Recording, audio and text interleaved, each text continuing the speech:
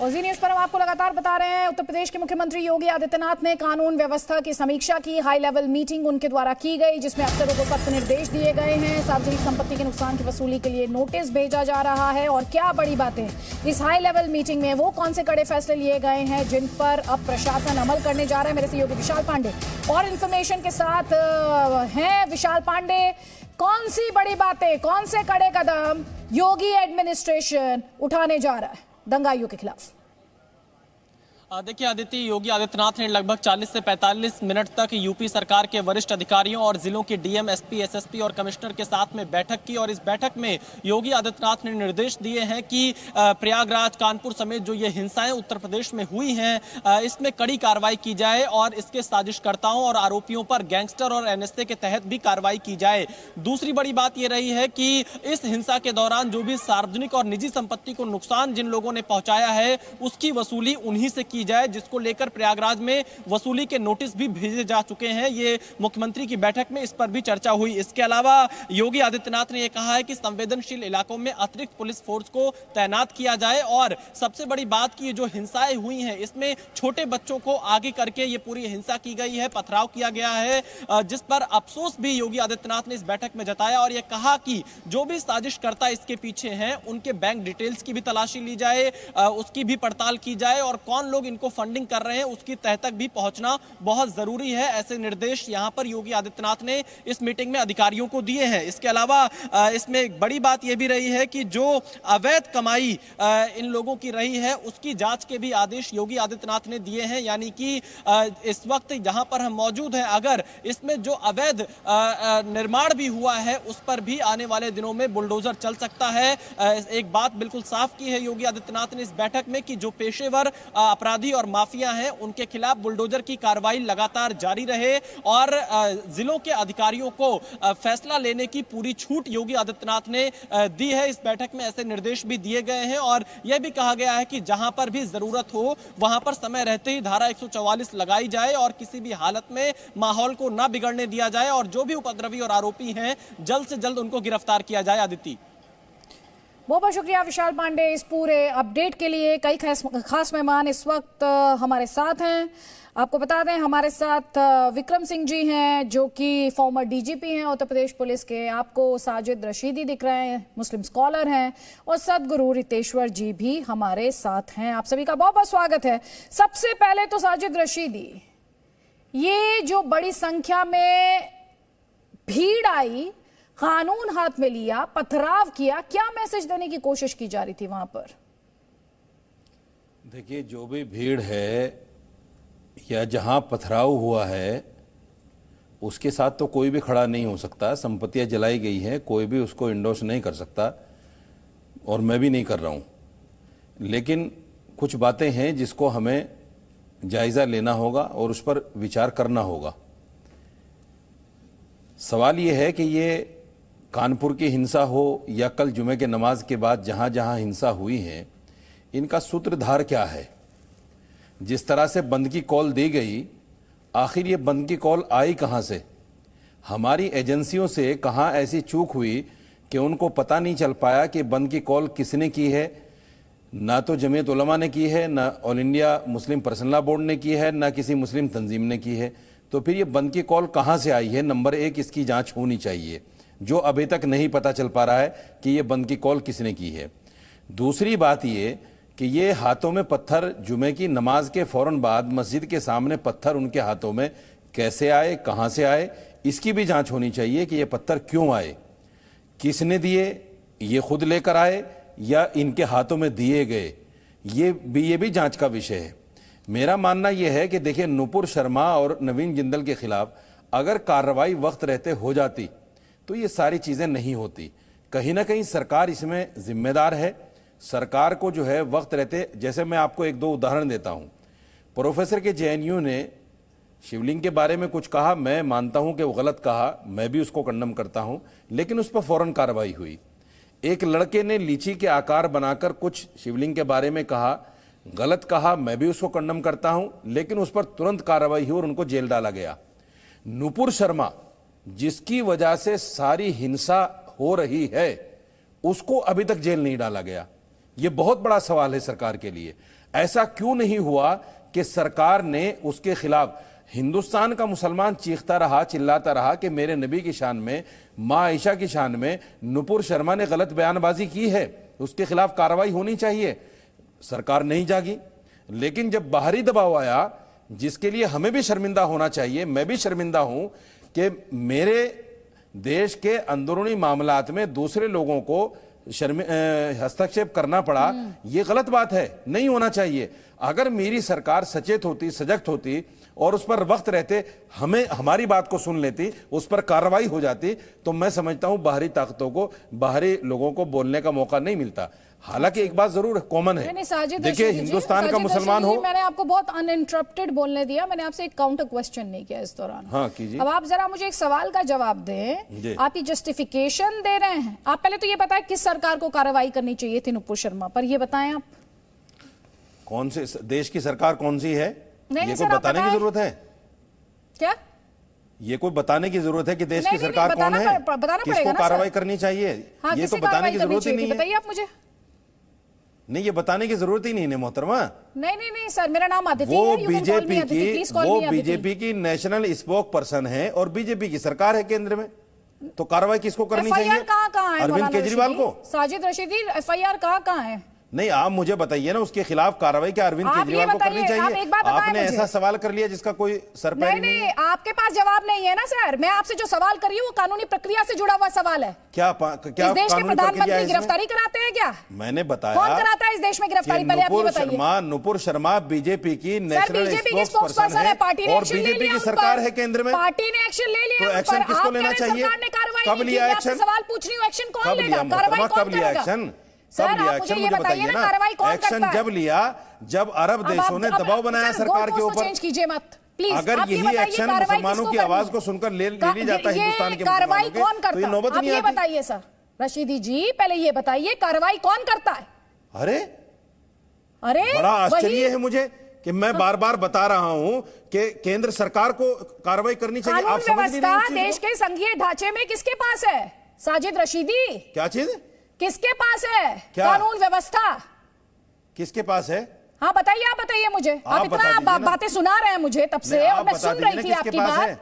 बताइए, कानून व्यवस्था पर अमल कराना किसकी जिम्मेदारी होती है? गृह मंत्री कौन है? अच्छा, दिल्ली की पुलिस किसके पास है? अच्छा, केंद्र में सरकार किसकी है? जानकारी होनी चाहिए। आप मुझे देश का प्रधानमंत्री नरेंद्र मोदी हो, होम मिनिस्टर अमित शाह हो, ये आपको क्लैरिटी होनी चाहिए। ये अपनी मर्जी से अपनी फरमाइश पर अदिति त्यागी की गिरफ्तारी नहीं करा देंगे।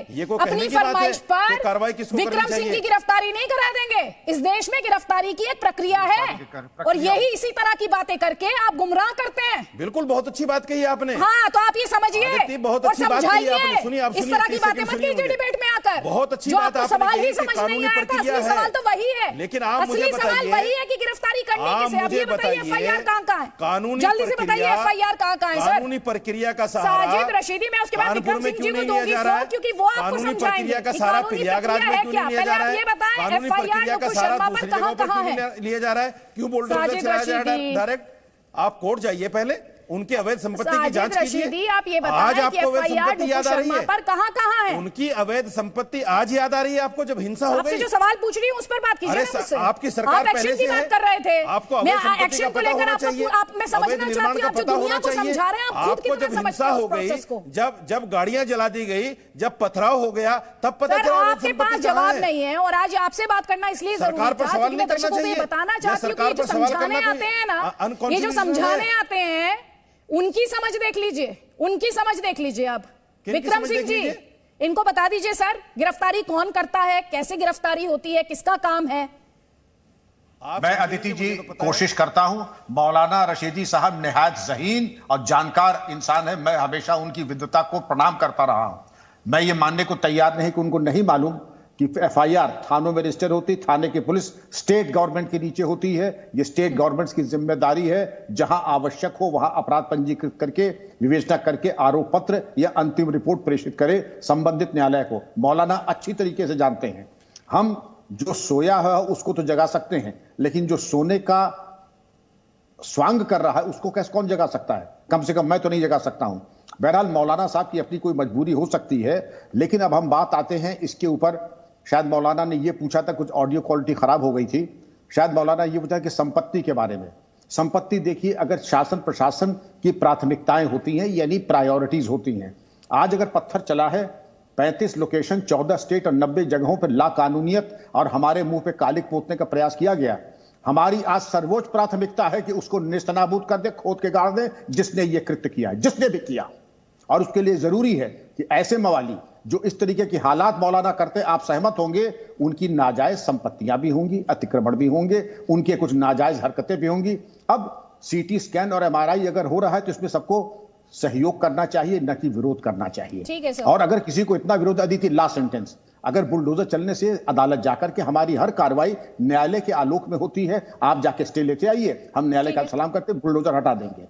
तो हम आपको लगातार ग्राउंड रिपोर्ट्स दिखा रहे हैं उत्तर प्रदेश में किस तरह से कानून व्यवस्था जो है उसे और ज्यादा कड़ा किया जा रहा है। हाई लेवल मीटिंग हुई उत्तर प्रदेश के सीएम योगी आदित्यनाथ द्वारा, वो चेक की गई, क्यों जो बड़े डिसीजंस आए वो हमने आपको दिखाए। कई खास मेहमान लगातार हमारे साथ हैं। आपको स्क्रीन पर सदगुरु रितेश्वर जी दिख रहे हैं। सदगुरु, जो तस्वीरें हमने देखी हैं वो थोड़ी देर पहले, जैसे कि विक्रम सिंह जी ने भी कहा, और इस पर किसी को आपत्ति हो ही नहीं सकती कि इन तस्वीरों से भारत की बदनामी होती है। भारत जो दुनिया का सबसे बड़ा लोकतंत्र है, उसकी उस छवि को धक्का लगता है।